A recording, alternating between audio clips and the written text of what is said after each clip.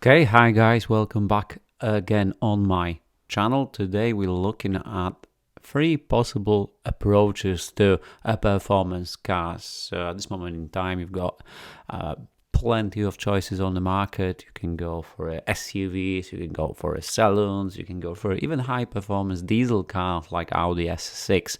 I've been browsing the Copart auctions lately, and I've choose few most interesting, in my opinion. And let's have a look at them, and maybe you'll find something for yourself. So the first car we're looking at today is this beautiful 2017 Alfa Romeo Giulia.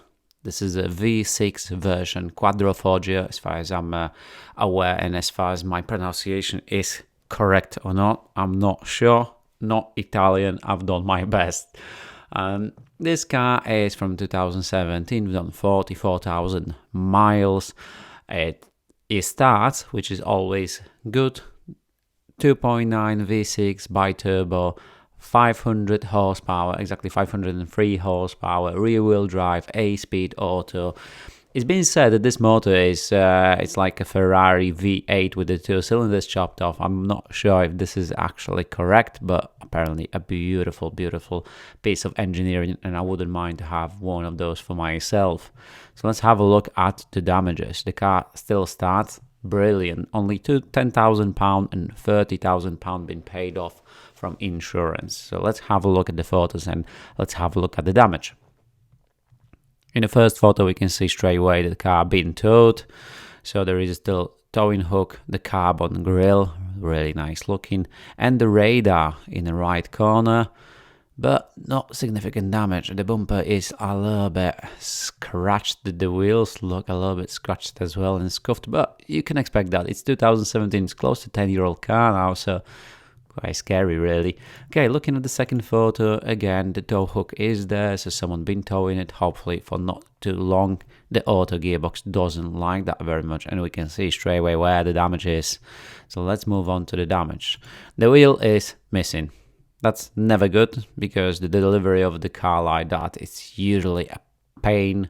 It's a pain to take it off, but it's possible to repair. I'm really assuming the rear right suspension corner will needs to be replaced.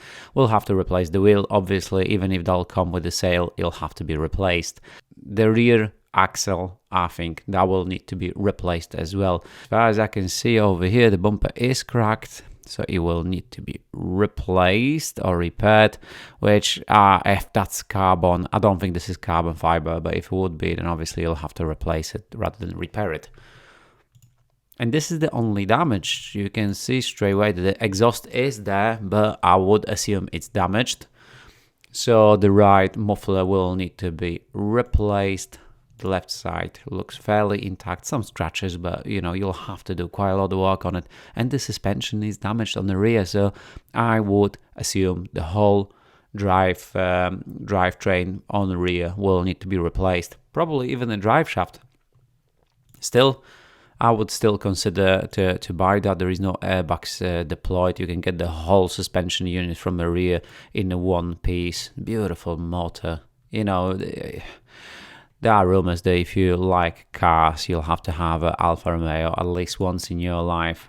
I didn't, but I might need to have a look at that. As I said, the whole suspension is damaged. You can see that the upper wishbone being snapped off. So I would not feel safe with keeping any of that. I would get the whole unit back, and can't even see any marks from a rear drive shaft. So yeah, definitely replace that. All of that needs to be replaced, but they ain't gonna be that expensive, I'm sure. Beautiful, beautiful car. Auto gearbox, as I said. A little bit of carbon over here. I'm assuming this is a fake carbon in that price range, although they were not that cheap when they came out of a factory. Some carbon over here. Yeah, it's a nice, stylish car. Big brakes. Obviously, this is a high-performance car. Very famous logo in a Alfa Romeo world, which tells you straight away this is a nice version, not 2-liter or, God forbid, JTD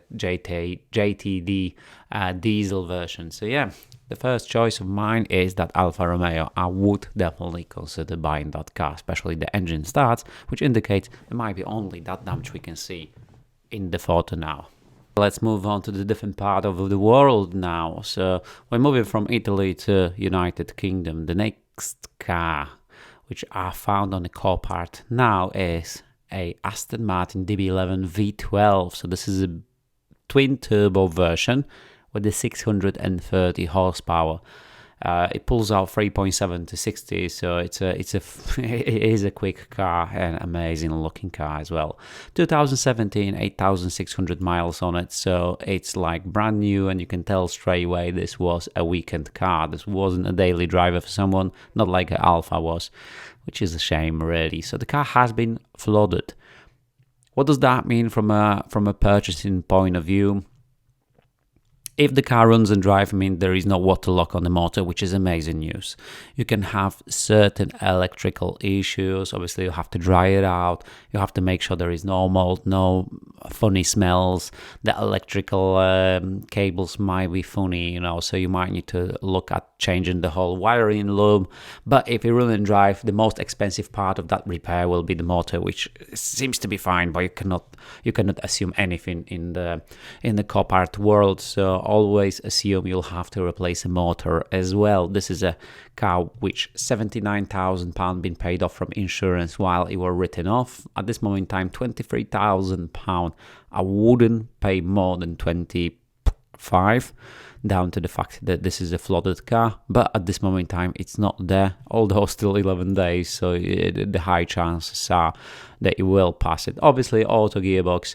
There is no visible damage from outside, which is amazing, and the car is looking very, very good. I won't lie, this is a very good looking car. Not very common on the streets. So yeah, if you want to stand out, get yourself an Aston Martin. Let's have a look in a further photos. Dual tone interior. Everything looks brand new over here. There is no clear sign of the water, so sometimes you can see a line written anywhere on the door sills where the water actually came through. Someone been messing about with the carpets, so probably trying to dry it out. Some electrical boxes over here. It will be a electrical nightmare, I'm assuming, but it starts. There is an error from an airbag, and there is an error from a start-stop, but that might be just switched off. The carpets have been lifted, so I'm assuming just to estimate the extent of the damage. But yeah, it's still an amazingly looking car, and if you've got a patience to clean it and get it all working from electric point of view, I would definitely recommend a beautiful piece of engineering, and maybe you can get it really cheap, so you never know. Keep an eye on it. It's a Wisbech auction.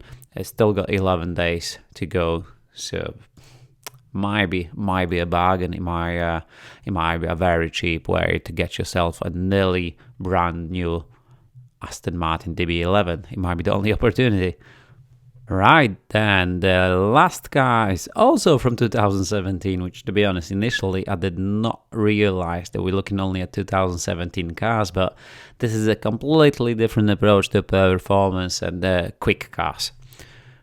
Mercedes-Benz. So we're moving from Britain and from United Kingdom right to the Germany just to have a look at the engineering masterpiece. A 5.5 litre petrol, which is beautiful. This is a V8 and it sounds like an old muscle car.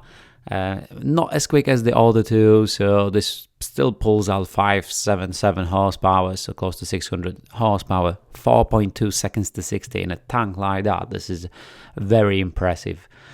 This is not electrical, obviously. Electrical you can probably get a little bit cheaper, but let's face it, who's driving SUV quicker than that? It's a 4.2 seconds, and I bet it will be a little bit quicker than that as well. So if you fancy to have a little bit common sense car with amazing performance, that might be a choice for yourself. This GLE 63 is from 2017, 44,000 miles on it. At this moment in time, £14,000 on the auction, still 5 days to go, 41,000 been paid off from insurance. It's a run and drive, which is amazing, 7-speed auto, and overall, amazing car. I really do like Mercedes, especially in GLE, and this is a coupe version, so you can see that the rear is nice and sporty. Not everybody like that, but I personally do like it. The damage, well, we don't have to talk a lot about that. It's obviously to the front. You can see straight away either hit the tree or hit the pole or post. Yeah, brand new bumper, definitely a bonnet, definitely a headlight. The other headlight looks alright, but usually they're not surviving, so let's get that replaced as well. The damage is clearly to the front, but the car is run and drive, which is a very good news. Unfortunately, the mirror fell off, so the damage must be quite stressful for an interior. That is easily fixed. Someone invested a lot in the carpets. They're handmade carpets. It's just a shame the color didn't match with the interior. I'm not a big fan of stuff like that. I'd rather have original AMG carpets over here, but you can always change that if you'll decide to buy one. Nice and bright interior. Again, this awful carpet. Ugh. Yeah, beautiful motor. 5-liter of pure joy. I definitely would like to have a test drive in one of those. They're all handcrafted. The AMG are handcrafted, where you've got even a signature of the person responsible for a final inspection and building of this motor. So this is a really nice gimmick. Looking at the plastics, you've got some damage over here. Let's have a look if the water is still there. Where's the expansion tank? There is expansion tank, and it looks like there is a little bit in the left corner, so maybe the radiators are not that damaged. You can see they're pushed in. I would replace them definitely, down to the fact that this is a performance car. No airbags deployed. So yeah, it might be a really simple project. Someone been messing about with this wing over here, so that one needs to be removed and re-glued, but I didn't saw any further damage. Look at that ridiculous space saver. It actually folds out, so when you're pumping it with the air, that tire pops out and you've got a little bit of more beef to it, which is nice. And overall, it's still good that you've got the spare tire, because this time, it's not always obvious. The interior a bit outdated, so this is not a new GLE interior with a nice tablet virtual cockpit, but still a quite good looking car. I'm not a big fan of all them buttons and that old it looks like an old mobile over here, but again, this is the way the Mercedes been building their cars since 2005. Actually, this aircon panel comes from an E-Class. Electric seats, nice interior. Definitely would consider that. Okay, I think for today that's it. I've prepared those 3 cars for you to have a look at. You've still got plenty of time to maybe jump in and buy something for yourself. I would definitely try to record a little bit more often, down to the fact that we're busy in my personal life. Obviously, I'm working. This channel only got 60 subscribers, which I'm extremely happy with, and I'm really would like to thank you all guys for subscribing. Yeah. Amazing news for me to see in every single new subscriber, and I really do appreciate. Again, I'm doing my best to improve the quality and the flow, and I'm feeling a little bit more comfortable with the microphone as well, so hopefully I'm not going to be so tiring as I am at this moment in time. And stay tuned, definitely will bring some more. If you're watching this, please subscribe. It always helps me and makes me happy. Thank you very much, and see you next time.